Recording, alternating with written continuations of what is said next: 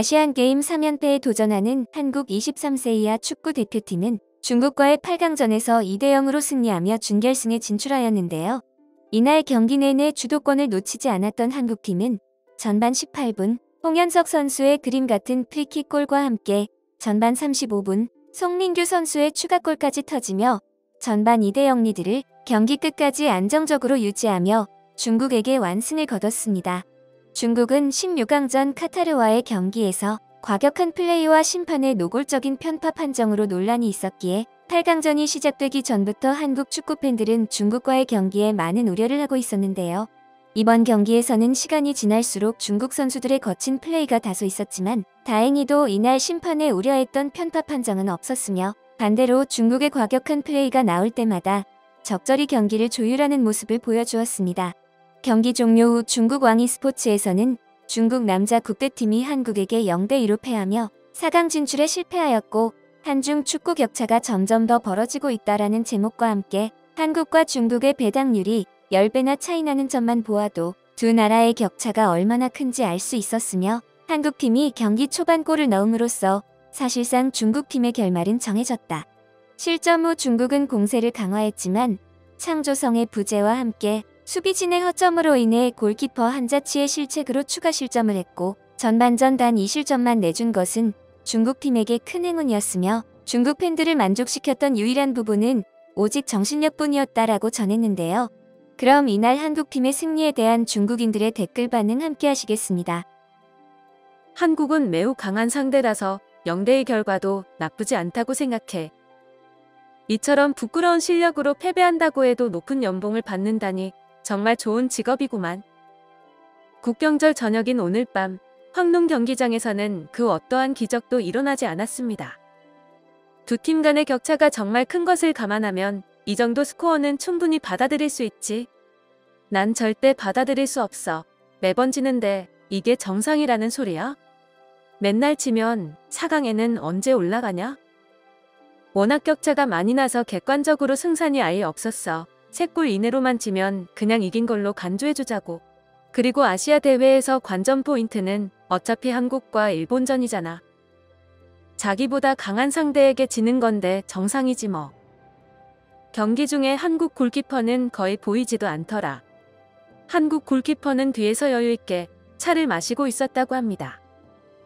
전반전에는 감히 싸울 엄두도 못 내던데 한국과는 더 이상 싸우고 싶지도 않다. 오늘 모습이야말로 딱 우리 수준이지.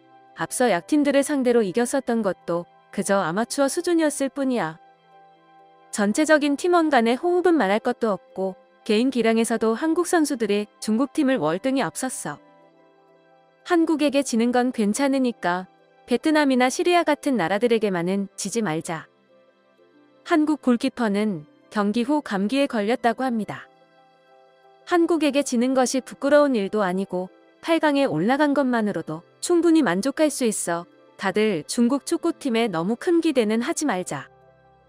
중국 축구팀은 주로 춘절이나 국경절 등 중국의 명절 기간만 되면 국민들을 너무 괴롭게 하는 것 같아. 경기 시작 전만 해도 우승을 목표로 한다는 얘기를 하지 않았나요? 축구는 중국인과는 맞지 않는 것 같으니 이제 그만 해체하자. 창피한 줄 알아라. 마치 공이 없으면 움직이지도 못하는 꼭두각시들 같잖아. 그들은 서로를 원망하고 불평이나 하겠지. 우리의 오랜 전통과도 같아.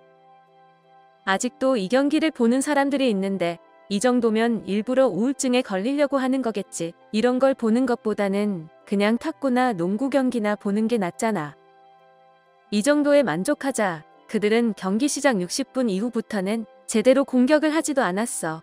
그렇지 않았다면 또 다른 비극이 될 뻔했어. 홍콩이 이란을 1대0으로 이겼어.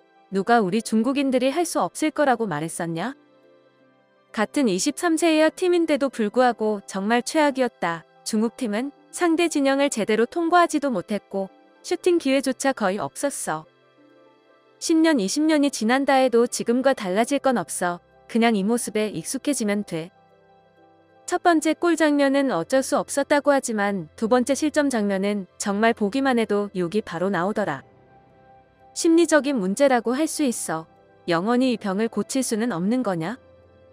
지는 건 정상이고 참사는 없어서 그나마 다행이야. 금메달 목록에 있는 모든 금메달을 다 합쳐도 이번 경기에서 중국이 당한 굴욕을 상쇄시킬 순 없다. 만약 중국이 이겼다면 그것은 정말 축구라는 스포츠를 모욕하는 것과도 같지. 중국 대표팀은 수치심이란 것을 느끼나요? 얼굴을 얻어맞아도 조금의 반항할 힘조차 없어 보이네요.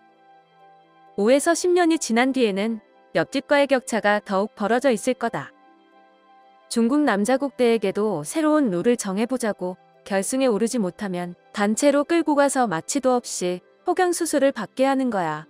그럼 그들이 열심히 뛰는지 안 뛰는지 알 수 있겠지. 너무 잔인하지만 나도 찬성이다. 중국을 상대로 겨우 2골 차로 이긴 걸 보면 한국 팀도 위험해 보이는 걸. 우리 스스로 남자 축구는 여기서 이제 포기해야 한다고 본다. 미얀마, 방글라데시 동티모르 정도가 우리 중국의 적수라 할 수 있지. 2026년과 2030년 월드컵은 생각하지도 말고 2034년 월드컵이나 기다려보자. 이란 축구 팬들은 중국 팬들보다 더 화가 났을 것 같네. 이 정도면 중국에서 축구를 할 줄 아는 사람은 12세에 은퇴를 한 거다. 괜찮아. 아직 우리에겐 홍콩이 있다. 중국 축구는 지금까지 그 누구도 실망시킨 적이 없어 약팀에게 약하고 강팀에게는 더욱 약해지는 모습을 꾸준히 보여주잖아. 난 이제 28살인데 중국 축구가 아시아 최고가 되는 것을 생전에 과연 볼 수 있을지나 모르겠네. 다음 생에 다시 얘기해보자. 다음 생이라고 한들 한국과 일본과의 격차만 점점 더 벌어질 뿐이지. 중국이 이렇게 큰데도 중국 축구의 실력은 왜 이렇게 항상 꾸준한지 참 궁금해지네. 우리의 홍콩팀은 믿음직하기에 일본을 이길 수 있을 거다. 당신은 꿈을 꾸고 계신가요? 중국 남자 축구는 매우 훌륭해서 지금까지 국민들을 실망시킨 적이 없습니다. 정말 이상해. 14억 인구 중에 축구를 제대로 할 줄 아는 사람 몇 명 고르는 게 이렇게 힘든가? 남자 축구 국대는 매번 지면서도 용기를 내어 대회에 계속해서 참가하는 정신력만큼은 정말 대단하군요. 매번 합숙 훈련을 해도 실력이 향상되는 것은 아니라는 사실이 입증되었습니다.